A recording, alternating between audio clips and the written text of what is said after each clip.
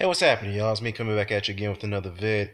So apparently, the much talked about Unification Undisputed championship bout between Julius Indongo and Terrence Crawford may have some bit of roadblocks.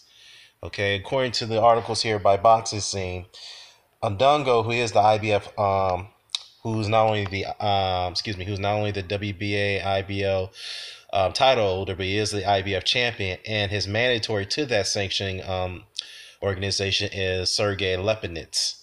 Okay, now Lipinets and his team had came out and said, "Look, Adongo must fight us next, and he's going to go to sleep." Blah blah blah. Right.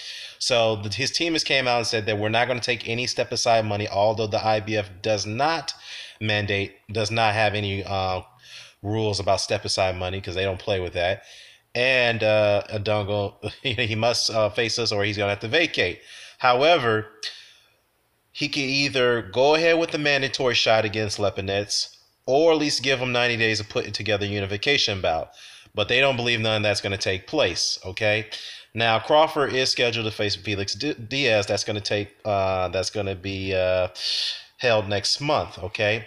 Now that's still within the 90-day window. So if Crawford does beat Diaz, then Dongo and Crawford could get together and they can go ahead and try to get scheduled a fight. They give them 90 days to put another unification together. Now they can still have time to put it together, but again, does this mean 90-day window where they have to not only put it together, but they have to fight within the 90-day window, or they just have 90 days to put in a unification bout and schedule it for a later date? From this language here, it appears that they do have 90 days to come to agreement and schedule their unification bout for the undisputed title. Okay. Now, on the other hand, after Crawford beats Diaz, he's owed a mandatory shot against Amir Ahman. Now, to me, this just is a problem here because I have no problem with guys fighting their ways to get the mandatory status. They are do their shots, but let's be honest here. Do we all want to see those mandatory shots at this moment where we're like one fight closer to getting an undisputed champion, something we haven't seen in almost 11 years? Seriously, man, these mandatories, I understand they're trying to get paid, they're trying to get their shots, but I just think they need to step aside at this point. They really need to step aside here. And I also read that Eddie Hearn does have a promotional clause with the Julius Indongo, okay, or a promotional option, I should say, because there was a rematch clause that was asserting in the contract between Indongo and Burns. And of course, Indongo humiliated and beat Burns one-sidedly. I just highly doubt that anyone want to see that rematch. And I highly doubt that Burns would want to take that rematch. But he does have an option to have Indongo fight one of his other guys, Harry Davis, who, by the way, called out Indongo, called him a bum that I'm going to knock him out. Let's be honest here. I like Harry Davis, but I don't see him beating the Julius Indongo. I don't see how he can deal with that height and reach and the speed and the awkwardness of Indongo. I'm sorry. I just don't favor him to win that fight. Now, Lipinets, maybe a little bit tougher, but I still favor Dunga win that fight because Lipinets is a very hittable guy. He doesn't really move his head. He just loads up on the shots all the time, leaves himself extremely wide open. So, yeah. Here's the thing. If they force the mandatory I wouldn't be mad at Dungo for taking the mandatory shot. But I would be a little disappointed if he does vacate the title.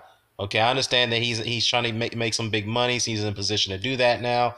But at the same time, I think he should, if it does happen, and I pray it doesn't, go ahead with your mandatory challenge. You'll beat Lipinets anyway. I just don't see Lipinets winning that fight, but stylistically.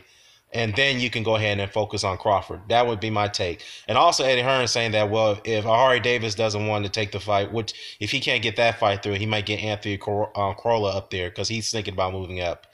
And I don't see Corolla winning that fight against Indongo either. So realistically, Indongo beats all three of these guys: Lipinets, Corolla, and Davis. Okay. Now, Amir Ahman, on the other hand, that would probably be a little tougher fight for Crawford for the mandatory challenge. But then again, Amir Ahman does have a lot of leaks in his game. But like I said, I just think these mandatories need to step aside. I think this unification is much more important than those guys getting shots. I think they just need to wait, After the Crawford Diaz fight, which we expect Crawford to get past Diaz, but it won't be easy though. And let these two go at it for the undisputed title. That needs to be made, and that's what the sports needs. My other, and well, then again, well, not say then again. So, so there's nothing more to be said about this. So let me know what your thoughts about this. Do you agree that Julius Indongo, if Sergey Lipinets does force the mandatory on him, do you think he should go with it and take care of Lipinets, or do you think he should vacate his five titles and go for his title? He'll still have the WBA strap, but I don't think he should vacate his title. I think he should go with the mandatory shot if it's being forced on him. So let me know what your thoughts about this, because honestly, I don't like the sound of this, to be honest with you. I'm out. Peace.